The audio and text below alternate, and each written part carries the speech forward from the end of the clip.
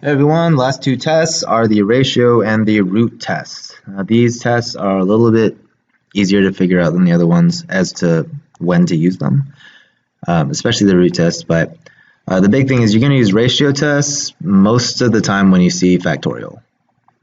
Okay, this is a fantastic test to use when you have factorials and they're all over the place and they're confusing. Okay, and a lot of factorials, a lot of exponents. So if you have a lot of, for instance, some b to the n, or if you have like n factorial, okay, a lot of these, especially in fraction form, that's when you're going to use the ratio test. Okay, now the cool thing is, all you have to do is take the n plus 1th term divided by the nth term and take the limit to infinity.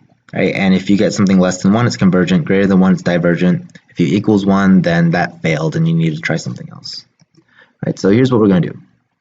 Let's do an example. Okay, so again, what I'm going to do is I see factorial here, especially in fraction form, I see an exponent, so I'm going to do the ratio test. So I'm taking a limit to infinity of 2 to the n plus 1 over n plus 1 factorial. Okay, so our numerator is going to be the n plus 1th term. So you're plugging n plus 1 in every time you see n. Okay, and we're dividing this by just the nth term, or the original function that we're given. Okay, so this whole big mess. Well, practically what ends up happening is dividing by a fraction is the same thing as multiplying by the reciprocal.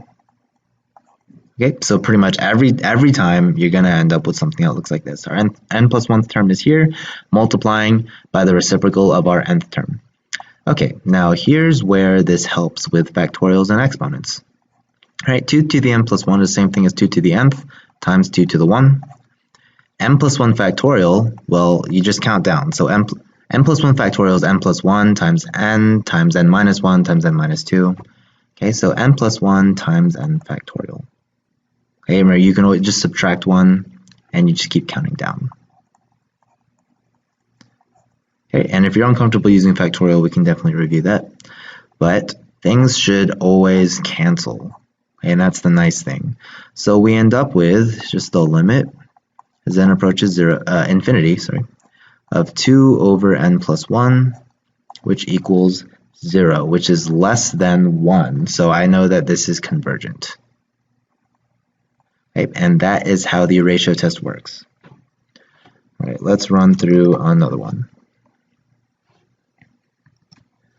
Right, so again, I see a lot of exponents here, so this is probably going to be a good candidate for the ratio test, who knows. So here I have n plus 1 squared, 3 to the n plus 2 power, actually, over 2 to the n plus 1. Okay, so you're plugging in n plus 1 every time you see n, times the reciprocal, so 2 to the n squared, 3 to the n plus 1. Okay, now I'm going to do a lot of simplification here. I'm going to write out all my steps. Alright, so n plus 1 squared, can't do much to that. 3 to the n, 3 squared, 2 to the n, 2 to the first, 2 to the n squared, 3 to the n, 3 to the first. Okay, so hopefully a lot of things will cancel here. 3 to the n and 3 to the n, 2 to the n, 2 to the n. I guess this 3 squared and that 3 will cancel. Okay, so I'm left with the limit as n approaches infinity, n plus 1 squared times 3, so the 3 there, 2 times n squared. Okay, now again, this is a limit to infinity, so I'm looking at my term with largest degree, so I have n squared here and 2n squared here. So they're the same, so I'm just going to look at their leading coefficients, which are 3 and 2. So this is going to be 3 halves, which is greater than 1, so I know that this is divergent. Okay, now this, I don't know if this looks like a lot of work to you, but it doesn't look like a lot of work to me. Okay, things happened very quickly. Things canceled out very quickly with not a whole lot of work. I ended up getting a limit to infinity that was pretty easy to process, and so I got my convergence or divergence pretty quickly. Right, so this is a good test. Now again, I have factorial and an exponent, good candidate for the ratio test. Right, so I have n plus 2 factorial over 3 to the n plus 1 times my reciprocal. Okay, now again, I'm just gonna write some stuff out. So n plus 2 factorial is n plus 2 times n plus 1 times n minus 1, so all that is just n plus 1 factorial, over 3 to the n times 3 to the 1 times 3 to the n over n plus 1 factorial. So again, a lot of things cancel. I end up with the limit as n approaches infinity of n plus 2 over 3, which is infinity, which is greater than 1, so this is divergent. All right, that's it. Now the root test. Where you use the root test should be pretty obvious. It works the same. So if you take the limit to infinity, and what you're going to do is do the nth root of your function. If you get less than 1, it converges. If it's greater than 1, it diverges. If it equals 1, it failed. Okay, now this should be pretty obvious because anytime you're going to use it, you should be able to do this. Squared n to the n power. So you're going to have this situation out here. Okay, you're going to have everything to the nth power where it's not a geometric series. Okay, this is not geometric because I have a function on the inside. Okay, I have a variable on the inside, I mean. All right, so I don't have a common ratio or anything. This is a variable to the nth power. All right, so this is an example of where I'm going to use the root test.